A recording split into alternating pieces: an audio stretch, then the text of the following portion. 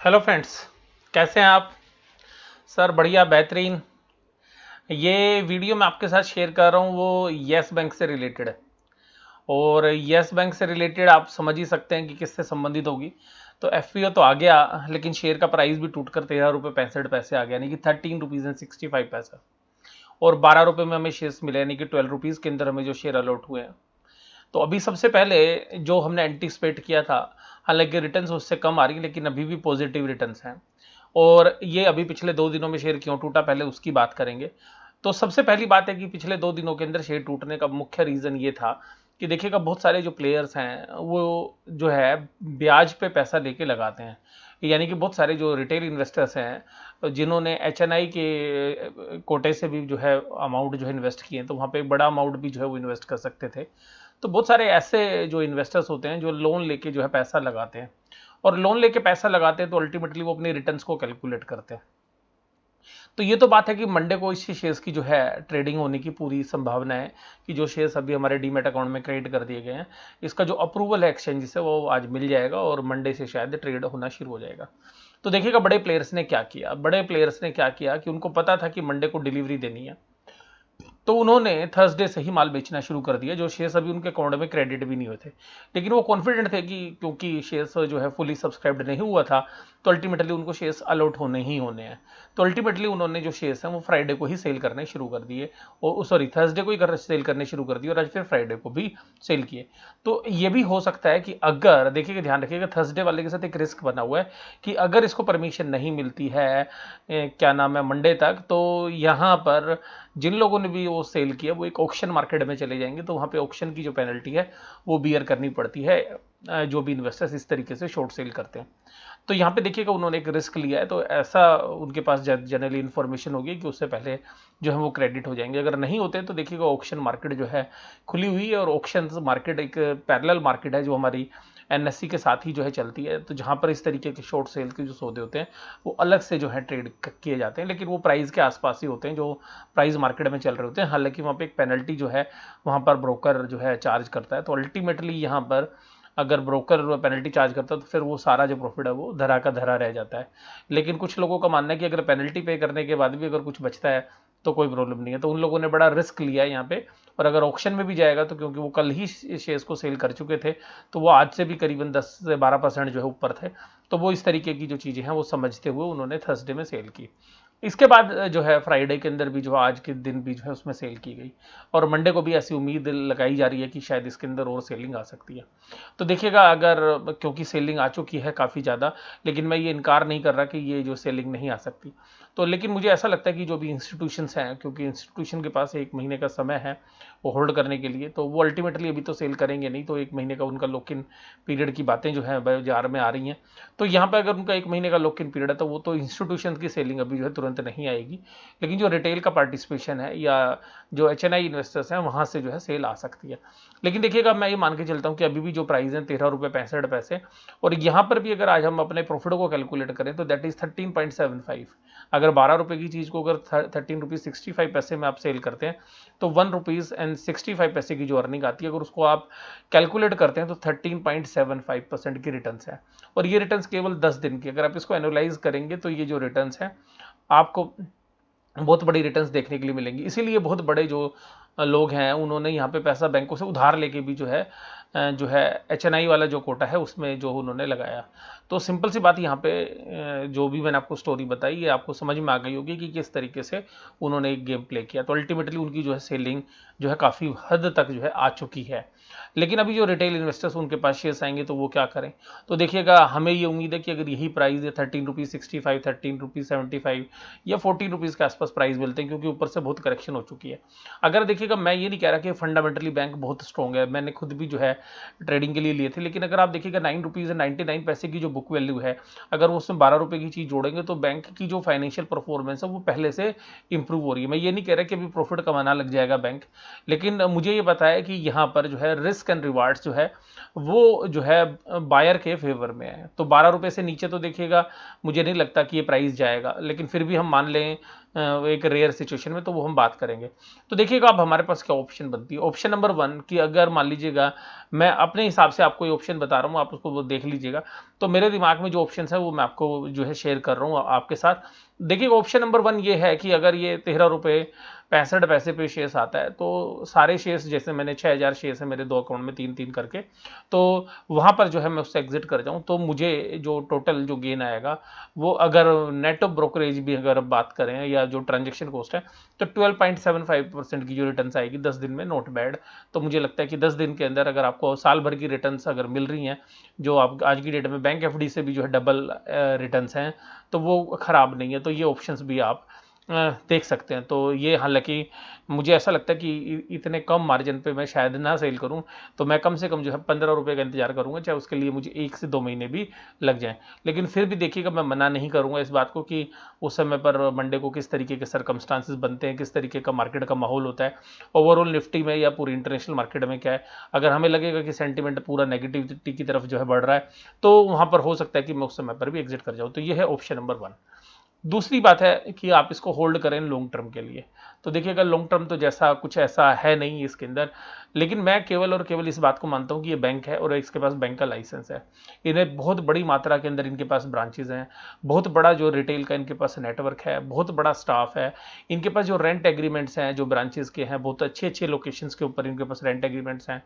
तो अभी भी जो पुरानी लेगेसी है, अगर जो इन्होंने स्टेब्लिश की थी बैंक के नाते, वो जो आज भी बरकरार है।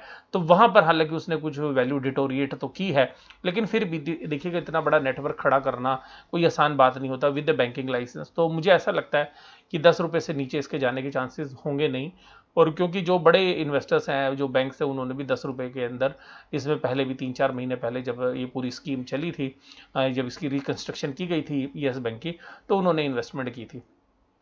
तो यहाँ पर जो मैं आपको वही बात बोल रहा हूँ, तो यहाँ पर भी अगर हम इसमें थोड़ा सा लंबा समय दें, लंबा समय ये नहीं कह रहा कि मैं बहुत लंबा समय कि मतलब 3-4-5 महीने का जो है अगर हम इंतजार करें, तो यहाँ पर हमें लगता है कि एक अच्छे प्राइस अगर 17-18 रुपये या 20 रुपये तक के भी प्राइजेस आ जाएं, तो भी बहुत अच्छी रिटर्न्स होंगी। और मैं ज़्यादा भी नहीं कह रहा, अगर 17 रुपये भी अगर आपको मिलते हैं या 18 रुपये भी आपको मिलते हैं, 17 और 18 के बीच में अगर 18 रुपये मिल जाते हैं, तो 50% की रिटर्न्स होती हैं। 12 रुपये को अगर 18 रुपये, तो ये कोई मामूली रिटर्न्स नहीं होंगी। अब अगर मान लीजिएगा यहाँ पर क्या इसको लॉन्ग टर्म के लिए भी रखा जा सकता है, तो देखिएगा मार्केट के अंदर कोई भी चीज़ जो है मना नहीं की जा सकती कि जो है इसमें से कुछ जो व्यूज़ हैं वो मैं आपके साथ शेयर करता हूँ। ऐसा हो सकता है कि देखिएगा बैंक जो है अभी आने वाले 2 से ढाई साल के अंदर अपने आप को एस्टेब्लिश कर ले, और करीबन 2 या 3 साल के बाद जो है ये प्रॉफिटेबल बैंक हो जाए दोबारा से। एनपीए क्योंकि इन्होंने वाइप आउट कर दी है सारी की सारी, और इन्होंने यहाँ पे उनको प्रोविजन कर लिया, तो अल्टीमेटली जो बुक वैल्यू एडजस्ट हो गई है। लिक्विडिटी की प्रॉब्लम्स जो है उसको जो है एसबीआई जिस तरीके से मैनेज कर रहे हैं, शायद इसको भी जो है रिजोल्व कर लेगा। और थोड़ी बहुत और इक्विटी भी शायद हमें लगता है कि आने वाले 6-8-10 महीने में दोबारा डालने के लिए देंगे, या तो वो क्यूआईबी के थ्रू या किसी अन्य प्रकार से जो है इक्विटी और डाली जाएगी, क्योंकि इस बैंक के अंदर भी कैपिटल की काफ़ी रिक्वायरमेंट रहेगी स्मूथ फंक्शनिंग के लिए। तो यहाँ पे क्या होगा कि जो इक्विटी का जो बेस होगा वो काफ़ी बड़ा होगा, मैं इस बात से मना नहीं कर रहा, लेकिन बैंक के अंदर एक बड़ी जो है अपॉर्चुनिटीज़ आ सकती है कि अगर ये करीबन अभी तो 1 या 1.5 साल तो इसको कैपिटलाइज करने में लगेंगे, और उसके बाद मान लीजिएगा 2 या ढाई साल बाद अगर ये बैंक मामूली प्रॉफिट भी कमाना शुरू करेगा, तो बहुत बड़े जो इन्वेस्टर्स हैं या प्राइवेट इक्विटी फंड्स हैं वो लोग इसके अंदर इंटरेस्टेड हो सकते हैं। तो वहां पर आपको कम से कम 2 से 3 साल का इंतजार करना पड़ेगा, और यहाँ पे फिर आपको पूरी बैट लगानी पड़ेगी कि अगर ये सही इस तरीके से चलता रहा कि यहाँ पे इसकी बैलेंस शीट को क्लीन कर दिया जाए, कैपिटल एडिक्वेसी को जो है प्रॉपरली मैनेज किया जाए, और बैंक चाहे मामूली प्रॉफिट के साथ ही काम करना शुरू कर दे आफ्टर 2 और 3 ईयर्स, तो यहाँ पर जो ये शेयर्स है यहाँ से 2 to 3 टाइम्स भी हो सकता है। और अगर वहां पर फिर अगर कोई बड़ा प्लेयर्स या किसी दूसरे बड़े बैंक के साथ इसको मर्ज कर दिया जाए, क्योंकि एसबीआई भी यहाँ पे देखिएगा इसके लिए जो तारणहार का काम कर रहा है, यहाँ पे जो लगा रहा है पैसा, तो अल्टीमेटली एसबीआई एक इन्वेस्टर की नज़र से सोच रहा है कि आप भी, आप मैं इसको कंट्रोल कर लेता हूँ, गवर्नमेंट ने बोला है कि चलो इसको आपने उबारना है, तो अल्टीमेटली इसके पास जो असेट्स हैं, जो बिजनेस मॉडल है, वो तो बरकरार है ही अभी भी। और जिस तरीके से जो इसने अपनी छवि खराब की है, अगर वो दोबारा से लौट के आती है अगले 2 या 3 साल में, तो बहुत बड़े इन्वेस्टर्स भी जो है इस तरीके के प्लेटफॉर्म में इंटरेस्टेड हो सकते हैं और वहाँ पर आपको एक अच्छी रिटर्न्स आ सकती है।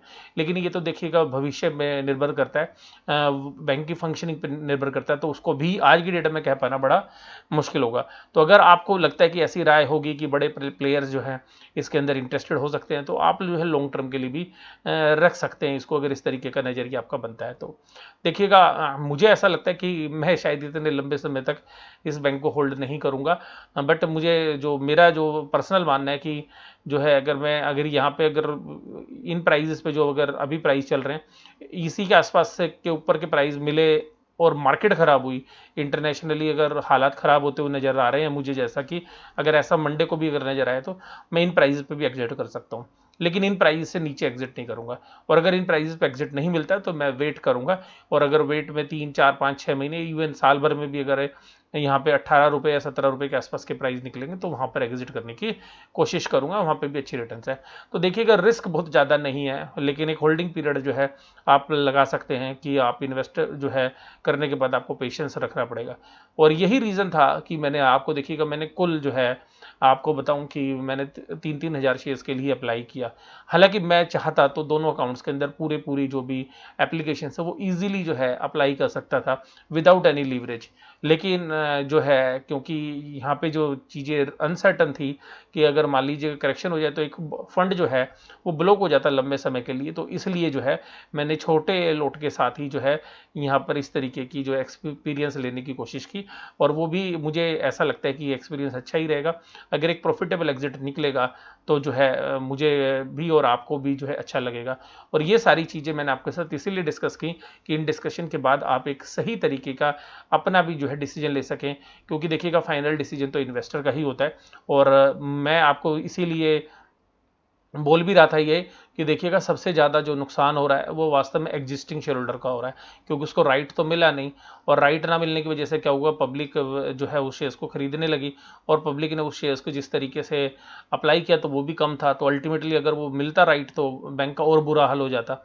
तो इसलिए ध्यान रखिएगा, इस तरीके की जो ये स्पेकुलेशन वाली जो एक्टिविटीज़ थी, और उस एक्टिविटीज़ के अंदर सबसे भारी जो नुकसान हुआ है वो बेचारे एग्जिस्टिंग जो शेयर होल्डर्स हैं येस बैंक के, उनके साथ हुआ है, और उनके साथ विचारों के साथ हमेशा जो है वैल्यू उनकी डिटोरिएट होती है। और इसीलिए मैंने आपको भी आगाह किया था जब पहली वीडियो के अंदर ही, कि मैंने कहा था कि देखिएगा, जब 25 रुपये के प्राइस थे, मैंने कहा प्राइस नीचे आएगा, और अप्लाई मैं तभी करूंगा कि जब प्राइस जो है 19 रुपये के आसपास होंगे। तो और वही मैंने आपको, देखिएगा, जब अप्लाई किया था उस दिन मैंने कहा था कि यहाँ तक प्राइस है, हो सकता है 2-3 दिन में और करेक्शन हो जाए।